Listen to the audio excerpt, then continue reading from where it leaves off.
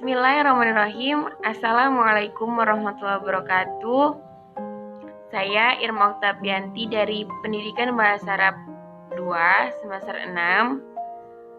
6. Saya akan menjelaskan mata kuliah Pramuka oleh Dr. Usiono MA. Di sini saya akan menjelaskan tentang sejarah singkat gerakan Pramuka. Sejarah Pramuka di dunia.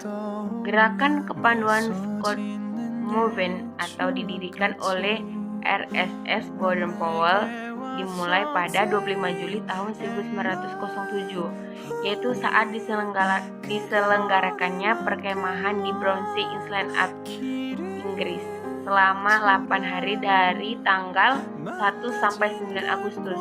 Gerakan ini bertujuan untuk pengembangan para pemuda secara fisik, mental, dan spiritual. Pada tahun 1908, Baden-Powell menulis buku tentang prinsip dasar kepramukaan atau Scouting for Boys, yang artinya pramuka untuk laki-laki. Pada tahun 1912, dengan bantuan adik perempuan Baden-Powell bernama Agnes, maka terbentuklah organisasi pramuka untuk perempuan dengan sebutan Girls Guides, yang kemudian dilanjutkan oleh istri Baden-Powell.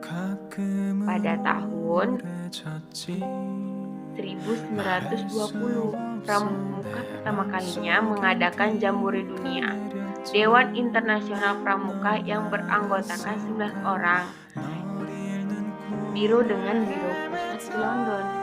Biro Pramuka Dunia memiliki 5 kantor wilayah, yaitu Costa Rica, Mesir, Filipina, Swiss, dan Nigeria. Untuk putri memiliki 5 kantor pusat sekretariat di London dan biro kantor wilayah di Amerika Latin, Arab, Asia Pasifik, dan Eropa, serta dari 27 negara. Dan pada saat itu pula Baden-Powell diangkat sebagai Bapak Pandu Sedunia atau Chief Scout of the World. Sejarah Pramuka di Indonesia. Perkembangan gerakan kepanduan yang sangat cepat sampai ke Netherlands, yang akhirnya pada tahun 1912 masuk ke Indonesia, dan berdirilah Netherlands Industry Padvinders Organisasi atau NIPO.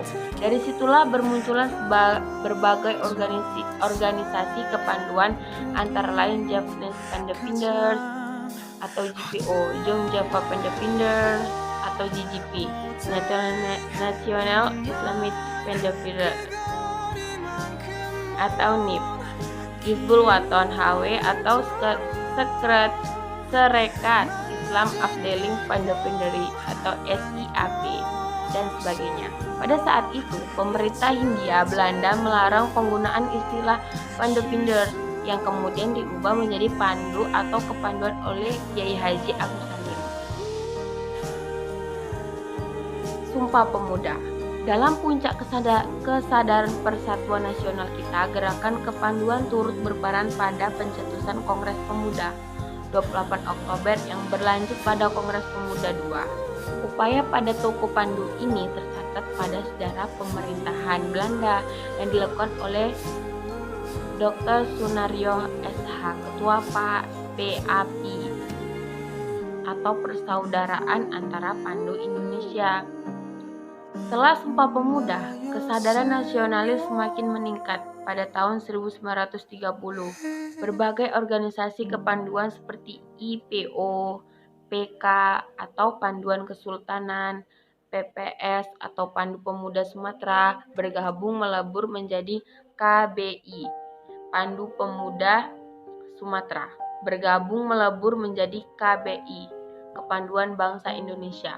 Kemudian pada tahun 1938 berubah menjadi BPKI, Badan Pusat Persaudaraan Kepanduan Indonesia. Dan yang terakhir, pada masa pendudukan Jepang, organisasi kepanduan dilarang oleh pemerintah Jepang. Maka banyak dari toko pandu yang beralih dan memilih masuk ke Ibonan, Seinedan, dan Peta.